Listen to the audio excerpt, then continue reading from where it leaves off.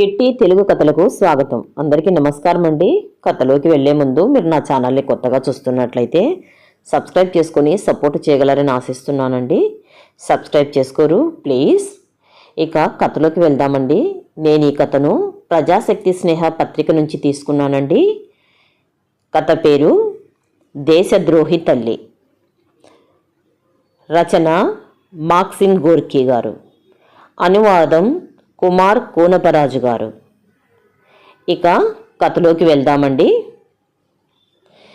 తల్లుల గురించి ఎంతైనా మాట్లాడుకోవచ్చు. కొన్ని వారాల పాటు శత్రు సైన్యాలు నగరాన్ని ఒక ఉక్కు వలయంలా చుట్టుముట్టాయి. రాత్రి వేళల్లో మంటలు వెలిగించేవారు. ఆ మంటలు కటిక చీకటిలో నుండి నగర గోడల వైపు వేలాది ఎర్రటి కళ్ళలా చూసేవి. అవి క్రూరంగా వెలిగేవి. వాటి భయంకరమైన చూపులతో ముట్టడిలో ఉన్న నగరంలో నిరాశాజనకమైన ఆలోచనలను రేకెత్తించేవి.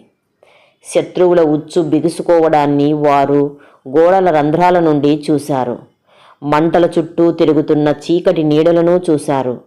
బాగా మేత తిన్న గుర్రాల ఓండ్రింపులను, ఆయుధాల ఘీంకారాలను, మనుషుల బిగ్గరగా నవ్వుతూ పాడుతున్న పాటలను విన్నారు. వారు విజయంపై నమ్మకంతో ఉన్నారు. శత్రువుల పాటలు, నవ్వుల కంటే కర్ణ కఠోరమైనవి ఏముంటాయి? నగరానికి నీటిని అందించే అన్ని వాగుల్లో శత్రువు శవాలను పడేశారు. గోడల చుట్టూ ఉన్న ద్రాక్ష తోటలను తగలబెట్టాడు. పొలాలను తొక్కేశాడు. తోటలను నరికేశాడు. నగరం ఇప్పుడు అన్ని వైపులా రక్షణ లేకుండా పోయింది. దాదాపు ప్రతిరోజు శత్రువుల ఫిరంగులు, తుపాకులు నగరంపై సీసం, ఇనుమును, గుండ్లను వర్షంలా కురిపిస్తున్నాయి. యుద్ధంతో అలసిపోయిన, ఆకలితో నలిగిపోయిన సైనిక బృందాలు నగరపు ఇరుకైన వీధుల్లో దిగులుగా తిరుగుతున్నాయి. ఇళ్ల కిటికీల నుండి గాయపడిన వారి మోలుగులు, పిచ్చిపట్టిన వారి అరుపులు, మహిళల ప్రార్థనలు, పిల్లల రోదనలు వినిపిస్తున్నాయి. ప్రజలు గుసగుసగా మాట్లాడుకుంటున్నారు. వాక్యం మధ్యలోనే ఆగిపోయి తీవ్రమైన ఆందోళనతో అది శత్రువు ముందుకు రావడమా లేదా అని గమనిస్తున్నారు. అన్నింటికంటే రాత్రులు చాలా భయంకరంగా ఉండేవి. నిశ్శబ్దంగా ఉండే ఆ రాత్రి సమయాల్లో మూలుగులు, కేకలు స్పష్టంగా వినిపించేవి. సుదూర పర్వతాల లోయల నుండి నల్లని నీడలు రహస్యంగా సగం కూలిపోయిన గోడల వైపు పాకుతున్నాయి. అవి శత్రువుల శిబిరాన్ని కనపడకుండా దాస్తున్నాయి. ఆ నల్లని పర్వత శిఖరాలపై నుండి చంద్రుడు కత్తి దెబ్బలతో సొట్టలు పడిన పాత డాలులా ఉదయించాడు. నగరంలోని ప్రజలు సహాయం అందుతుందనే ఆశ కోల్పోయి, కష్టంతో, ఆకలితో అలసిపోయి రోజు రోజుకు తమ రక్షణపై నమ్మకం తగ్గిపోతుండగా నగరంలోని ప్రజలు తేరిపారా చూశారు. ఆ భయంకరమైన చంద్రుడిని చూసి పదునైన పల్లలాంటి పర్వత శిఖరాలను, లోయల నల్లని అగాధాలను, శత్రువుల సందడితో నిండిన శిబిరాన్ని చూసి వారు భయాందోళనకు గురయ్యారు. ప్రతిదీ వారికి మరణాన్ని గుర్తు చేస్తోంది. వారికి ఓదార్పునివ్వడానికి ఆకాశంలో ఒక్క నక్షత్రం కూడా లేదు. ఇళ్లలో దీపాలు వెలిగించడానికి వారు భయపడ్డారు. వీధులన్నీ గాఢాంధకారంలో మునిగిపోయాయి. ఆ చీకటిలో నది లోతుల్లో కదిలే చేపల తల నుండి పాదాల వరకు నల్లని అంగీ ధరించిన ఒక స్త్రీ నిశ్శబ్దంగా కదిలింది. ఆమెను చూసినప్పుడు ప్రజలు ఒకరినొకరు ఇలా గుసగుసలాడుకున్నారు. ఆమెనా? ఆమె. వారు తోరణాల కింద ఉన్న సందుల్లోకి తప్పుకున్నారు, లేదా తలలు దించుకుని ఆమెను దాటి త్వరగా వెళ్ళిపోయారు. గస్తీ దళాల అధికారులు ఆమెను కఠినంగా హెచ్చరించారు. మళ్ళీ బయలుదేరావు, మోన్నా మరియానా, జాగ్రత్త నువ్వు. వాళ్ళు నిన్ను చంపేయవచ్చు. ఆ నేరస్తుడి కోసం ఎవరూ వెతకరు.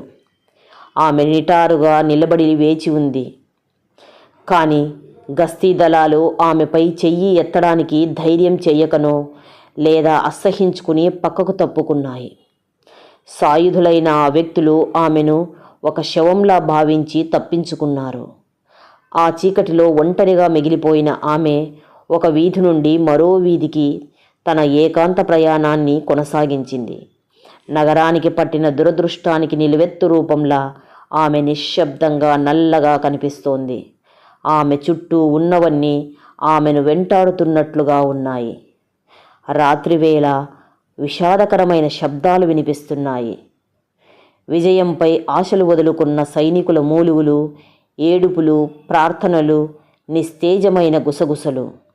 ఒక పౌరురాలిగా, ఒక తల్లిగా ఆమె తన కుమారుడి గురించి, తన దేశం గురించి ఆలోచించింది. ఎందుకంటే తన నగరాన్ని నాశనం చేస్తున్న పురుషుల దళానికి నాయకత్వం వహిస్తున్నది ఆమె కుమారుడే. ఆమె ఉల్లాసవంతమైన, అందమైన, కానీ కనికరం లేని కొడుకు. అయితే ఎంతో కాలం క్రితం కాదు. ఆమె అతడిని ఎంతో గర్వంగా చూసుకునేది.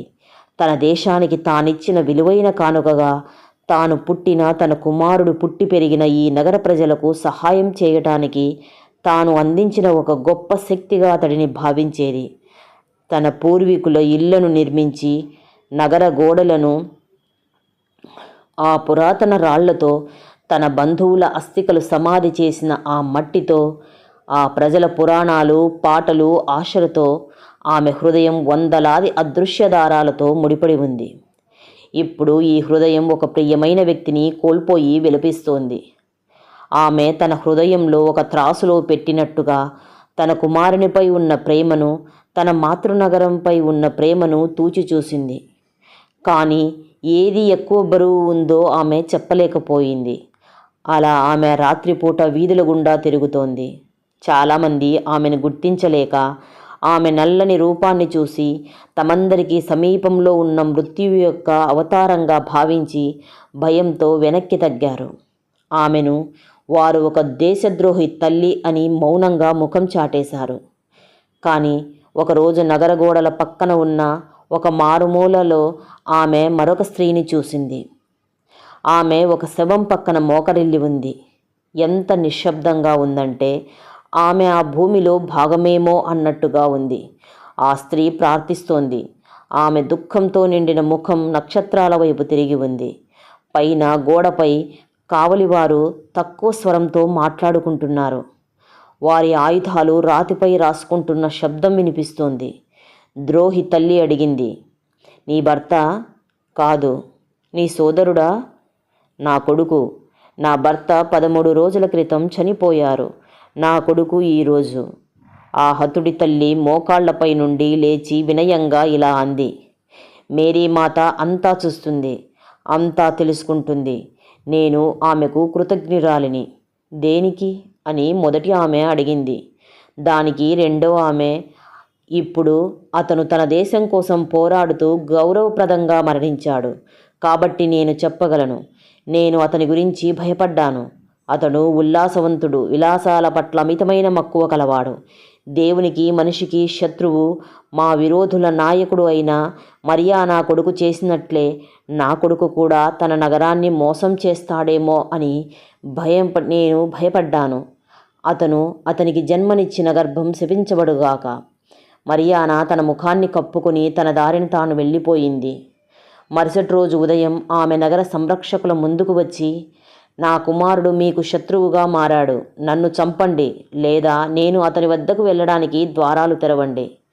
వారు ఇలా బదులిచ్చారు, నీవు ఒక మనిషివి. నీ దేశం నీకు ఎంతో విలువైంది. నీ కుమారుడు మాకు ఎంత శత్రువో నీకు కూడా అంతే శత్రువు. నేను అతని తల్లిని. నేను అతన్ని ప్రేమిస్తున్నాను. అతను ఇలా తయారవడానికి నేనే కారణమని భావిస్తున్నాను. అప్పుడు వారు ఒకరితో ఒకరు చర్చించుకుని ఇలా నిర్ణయించారు, నీ కుమారుడు చేసిన పాపాలకు నిన్ను చంపడం గౌరవప్రదం కాదు. అతను ఈ ఘోరమైన పాపానికి ఒడిగట్టేలా నీవు నడిపించి ఉండవని మాకు తెలుసు. నీ బాధను మేము అర్థం చేసుకోగలము. కానీ ఈ నగరానికి నిన్ను బందీగా ఉంచుకోవాల్సిన అవసరం కూడా లేదు. నీ కుమారుడు నీ గురించి ఏమాత్రం పట్టించుకోడు. ఆ రాక్షసుడు నిన్ను మర్చిపోయాడని మేము నమ్ముతున్నాము. నీవు శిక్షకు అర్హురాలివని భావిస్తే అదే నీకు శిక్ష. అది మరణం కంటే భయంకరమైందని మేము నమ్ముతున్నాము. అవును, ఆమె అన్నది. నిజంగా అది మరణం కంటే భయంకరమైనదే. అలా వారు ద్వారాలు తెరిచి ఆమెను నగరం విడిచి వెళ్ళనిచ్చారు. ఆమె తన మాతృభూమిని వదిలి వెళ్తుండగా వారు బురుజులపై నుండి చాలాసేపు చూస్తూ ఉండిపోయారు. ఆ నేల ఆమె కుమారుడు చిందించిన రక్తంతో తడిసి ఉంది. ఆమె అడుగులు ఆ మాతృభూమి నుండి విడివడలేక భారంగా సాగుతున్నాయి. ఆమె నగర సంరక్షకుల శవాలను నమస్కరిస్తూ అసహ్యంతో విరిగిపోయిన ఒక ఆయుధాన్ని పక్కకు తోసి ముందుకు సాగింది. ఎందుకంటే ప్రాణాలను రక్షించేది తప్ప మిగిలిన ఆయుధాలన్నీ తల్లులకు అసహ్యకరమైనవి. ఆమె తన అంగీ కింద ఒక విలువైన నీటి చెంబును పట్టుకుని అందులో నుండి ఒక్క చుక్క కూడా కింద పడకూడదు అన్నంత జాగ్రత్తగా నడుచుకుంటూ వెళ్ళింది. పట్టణ గోడలపై నుండి ఆమెను చూస్తున్న వారికి ఆమె దూరం వెళ్లే కొద్దీ, ఆకారం చిన్నదవుతున్న కొద్దీ వారిలోని నిరాశ, నిస్పృహలు కూడా ఆమెతో పాటే వెళ్ళిపోతున్నట్లు అనిపించింది. ఆమె మధ్యలో ఒక చోట ఆగి తన అంగీ ముసుగును వెనక్కి నెట్టి పట్టణం వైపు దీర్ఘంగా చూడటం వారు గమనించారు. అటువైపు శత్రువుల శిబిరంలో ఉన్నవారు కూడా పొలంలో ఒంటరిగా ఉన్న ఆమెను చూశారు. ఆమె అంగీ రంగులోనే ఉన్న చీకటి ఆకారాలు ఆమెను జాగ్రత్తగా సమీపించాయి. వారు ఆమె దగ్గరకు వచ్చి ఆమె ఎవరు, ఎక్కడి నుంచి వచ్చింది అని విచారించారు. మీ నాయకుడు నా కుమారుడు అని ఆమె చెప్పింది. ఆ సైనికులలో ఎవరికీ ఆమె మాటపై అనుమానం కలగలేదు. వారు ఆమె వెంటే నడుస్తూ వారి నాయకుడు ఎంత తెలివైనవాడో, ఎంత ధైర్యవంతుడో అని అతనిని కీర్తిస్తూ పాటలు పాడసాగారు. ఆమె తల ఎత్తుకుని గర్వంగా విన్నది. ఏమాత్రం ఆశ్చర్యపోలేదు. ఎందుకంటే తన కొడుకు అంతకంటే తక్కువవాడు కాదు అని ఆమెకు తెలుసు. చివరికి ఆమె అతని ముందు నిలబడింది. అతను పుట్టడానికి 9 నెలల ముందే ఆమెకు తెలిసినవాడు. తన గుండె నుండి ఎన్నడూ వేరు కాలేదని ఆమె భావించినవాడు. పట్టు వస్త్రాలు, వెల్వెట్ దుస్తులలో అతను ఆమె ముందు నిలబడ్డాడు. అతని ఆయుధాలు రత్నాలతో పొదగబడి ఉన్నాయి. అంతా ఆమె ఊహించినట్లే ఉంది. ఆమె తన కలలలో అతనిని ఎన్నిసార్లు చూసింది. ఐశ్వర్యవంతుడిగా, గొప్పవాడిగా, అందరి చేత ఆరాధించబడే వ్యక్తిగా. అమ్మా అంటూ ఆమె చేతులను ముద్దాడుతూ అతను అన్నాడు, నువ్వు నా దగ్గరకు వచ్చావు, నాతో ఉన్నావు. ఇక రేపు నేను ఆశించబడిన నగరాన్ని స్వాధీనం చేసుకుంటాను. నువ్వు పుట్టిన నగరం అది అని ఆమె అతనికి గుర్తు చేసింది. అతను తన పరాక్రమంతో మైమరచి మరింత కీర్తి కోసం దాహంతో పిచ్చివాడై యవ్వనపు గర్వంతో ఆమెతో, నేను ఈ ప్రపంచం కోసం ఈ ప్రపంచంలోనే పుట్టాను. నా గురించి విని లోకం ఆశ్చర్యంతో వణికిపోయేలా చేస్తాను. నీ కోసం నేను ఈ నగరాన్ని వదిలిపెట్టను. ఇది నా శరీరంలో ఒక ముళ్ళులా ఉండి నా కీర్తిని అడ్డుకుంది. కానీ రేపు నేను ఆ మూర్ఖుల విలయాన్ని తుత్తునియలు చేస్తాను. అక్కడి ప్రతి రాయి నిన్ను చిన్నపిల్లాడిగా గుర్తుంచుకుంది అని ఆమె అంది. మనుషులు పలికిస్తే తప్ప రాళ్ళు మోగవి. పర్వతాలు నా గురించి పలకాలి. అదే నా కోరిక. మరి మనుషుల సంగతి ఏంటి అని ఆమె అడిగింది. అవును, నేను వారిని మర్చిపోలేదు అమ్మా. నాకు వారు కూడా కావాలి. ఎందుకంటే కేవలం మనుషుల జ్ఞాపకాలలో మాత్రమే వీరులు అమరులవుతారు. ఆమె ఇలా అంది. మరణాన్ని ఎదిరించి జీవాన్ని సృష్టించేవాడు, మరణాన్ని జయించేవాడే నిజమైన వీరుడు. కాదు అని అతను అభ్యంతరం చెప్పాడు. విధ్వంసకారుడు కూడా అంతే గొప్పవాడు. ఒక నగరాన్ని నిర్మించిన వాడి పేరు చూడు. రోమ్ నగరాన్ని ఎవరు నిర్మించారో మనకు తెలియదు. అనియాస్ లేదా రోములస్. కానీ ఆ నగరాన్ని నాశనం చేసిన అలారిక్ ఇతర వీరుల పేర్లు మాత్రం మనకు బాగా తెలుసు. ఏ పేరు అన్నింటికంటే ఎక్కువ కాలం నిలిచి ఉంటుంది అని తల్లి అతనికి గుర్తు చేసింది. సూర్యుడు అస్తమించే వరకు వారి సంభాషణ ఇలాగే సాగింది. ఆమె అతని ఉద్వేగపూరితమైన మాటలను అడ్డుకోవడం క్రమంగా తగ్గించింది. ఆమె గర్వంతో నిండిన తల మెల్లమెల్లగా కిందికి వంగిపోయింది. ఒక తల్లి సృష్టిస్తుంది, రక్షిస్తుంది. ఆమె ముందు విధ్వంసం గురించి మాట్లాడటం అంటే ఆమెకు వ్యతిరేకంగా మాట్లాడటమే. కానీ అతనికి అది తెలియదు. అతను ఆమె ఉనికి యొక్క అర్థాన్నే కాలరాస్తున్నాడని అతనికి తెలియలేదు. తల్లి ఎప్పుడూ మరణానికి వ్యతిరేకి. మానవుల ఇళ్లలోకి మరణాన్ని తీసుకువచ్చే చేయి తల్లులకు అసహ్యకరమైనది, ద్వేషపూరితమైనది. కానీ కొడుకు దీనిని గమనించలేదు.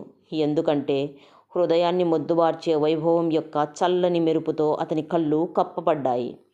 తను సృష్టించిన, ప్రాణప్రదంగా పెంచిన జీవమే ప్రమాదంలో ఉన్నప్పుడు ఒక తల్లి ఎంతటి భయం లేనిదిగా, ఎంతటి తెలివైనదిగా, నిర్దాక్షిణ్యంగా మారుతుందో కూడా అతనికి తెలియదు.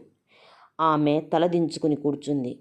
ఆ నాయకుని విలాసవంతమైన గుడారం ద్వారం గుండా ఆమెకు ఒక నగరం కనిపించింది. ఎక్కడైతే మొదటిసారి తనలో గర్భం అనే ఒక తీపి జీవన ప్రకంపనను అనుభవించిందో, ఎక్కడైతే ఇప్పుడు విధ్వంసం కోసం దాహంతో ఉన్న ఈ బిడ్డకు జన్మనివ్వడానికి పురిటి నొప్పుల బాధను అనుభవించిందో, ఆ నగరమే ఆమెకు కనిపించింది. సూర్యుని ఎర్రటి కిరణాలు నగర గోడలను, బురుజులను రక్తపు రంగులోకి మార్చాయి. కిటికీల అద్దాలపై ఆ కిరణాల ప్రభావం ఎంత భయంకరంగా ఉందంటే, నగరం మొత్తం గాయాలమయమై ప్రతి గాయం నుండి జీవధారలాగా రక్తం కారుతున్నట్లుగా అనిపించింది. త్వరలోనే నగరం ఒక శవంలా నల్లగా మారిపోయింది.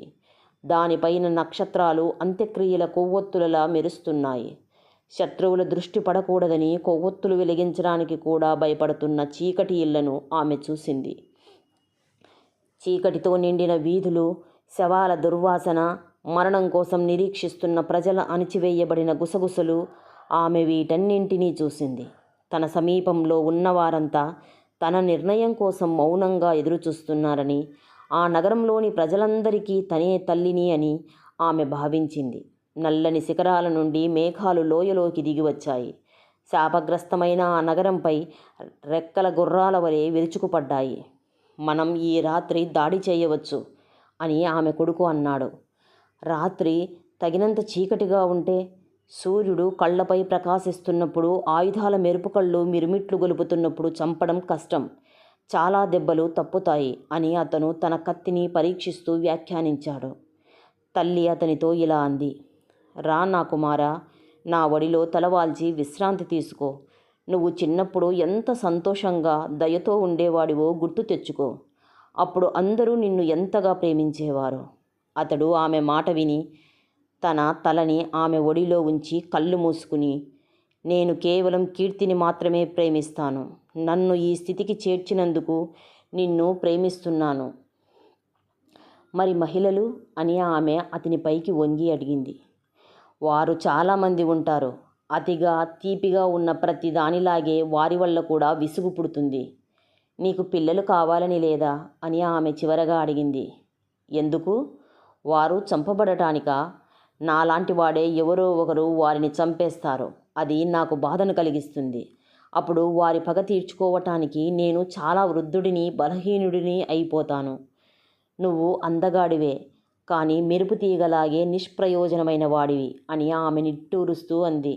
అవును, మెరుపులాగే అని అతను నవ్వుతూ సమాధానమిచ్చాడు. ఆపై అతను ఒక చిన్న పిల్లవాడిలా తన తల్లి ఒడిలో నిద్రపోయాడు. తరువాత తన నల్లటి అంగీతో అతనిని కప్పి ఆమె అతని గుండెలోకి కత్తిని దించింది. ఒక వణుకుతో అతను మరణించాడు. ఎందుకంటే ఆమె కంటే తన కొడుకు గుండె చప్పుడు గురించి ఎవరికి బాగా తెలుసు. అతని మృతదేహాన్ని ఆశ్చర్యపోయిన కావలి వాళ్ళ పాదాల వద్ద పడేసి ఆమె ఆ నగరాన్ని ఉద్దేశించి ఇలా అంది. ఒక పౌరిరాలిగా నా దేశం కోసం నేను చేయగలిగినంత చేశాను. ఒక తల్లిగా నేను నా కొడుకుతోనే ఉంటాను. మరొక బిడ్డను కనడానికి నాకు చాలా ఆలస్యమైపోయింది. నా జీవితం ఇక ఎవరికీ ఉపయోగపడదు. అతని రక్తంతో ఇంకా వెచ్చగా ఉన్న ఆ కత్తిని ఆమె స్థిరమైన చేత్తో తన సొంత గుండెల్లోకి దించుకుంది. ఆమె మళ్ళీ సరిగ్గా పొడిచింది. ఎందుకంటే బాధతో నిండిన హృదయాన్ని కనుగొనడం కష్టం కాదు. కథ సమాప్తమండి. మీకు ఈ వీడియో కనుక నచ్చినట్లయితే లైక్ చేయండి, షేర్ చేయండి, సబ్స్క్రైబ్ చేయండి. Thank you for watching.